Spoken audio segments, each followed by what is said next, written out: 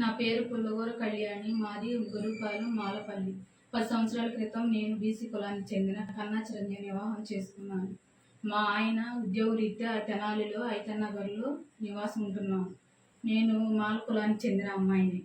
నాకు తల్లిదండ్రులు లేరు. నా భర్త నన్ను కంటికి రెప్పలా చూసుకుంటున్నాడు. నేను ఈ ఐతన్నగర్లో ఎందుకు ఉంటున్నానంటే మా కులానికి చెందిన వాళ్ళు ఉన్నారని భరోసాతో నేను ఉంటున్నాను.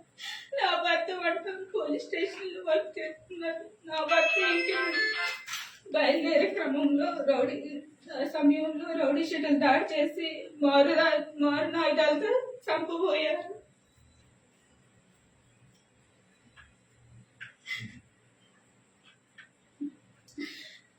అక్రమంలో భయంతో అక్కడి నుంచి పక్కన వెళ్ళిపోయాడు. వాళ్ళు పలు కేసుల్లో నేరస్తులని తెలిసింది. ఆ రోజు దళిత సంఘాలు, రాజకీయ నాయకులు ఏమైపోయారు. మా ఆయనకి ఏమైనా జరిగితే మేము, మా పిల్లలు ఏమైపోయారు.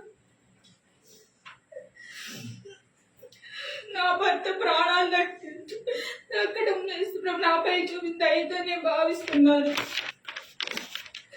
రౌడీ షీటర్లు ప్రోత్సహించమని కుల సంఘాలు, రాజకీయ నాయకులకు అంబేద్కర్ చెప్పారా? రౌడీ షీటర్లు దళితులు అయితే నేను దళితులని కాదా? నా భర్త బీసీ దళితుడు కాదా? ఆ రోజు రౌడీ షీటర్ దాడిలో నా భర్తకి ఏమన్నాయి? దళిత సంఘాలు, రాజకీయ నాయకులు నాకు ఏమని సమాధానం చెప్తారు? నా కుటుంబాన్ని పోలీస్ శాఖ చాలా అండగా నిలబడింది.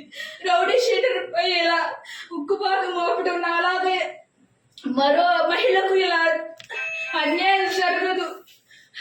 నిజమైన దళితులకు అన్యాయం, అవమానం ఏమైనా జరుగుంటే వచ్చి పోరాటం చేయండి, అంతేగాని ఇలా రౌడీ షీటర్లకు, మానవ మృగాలకు సపోర్ట్ చేయొద్దు.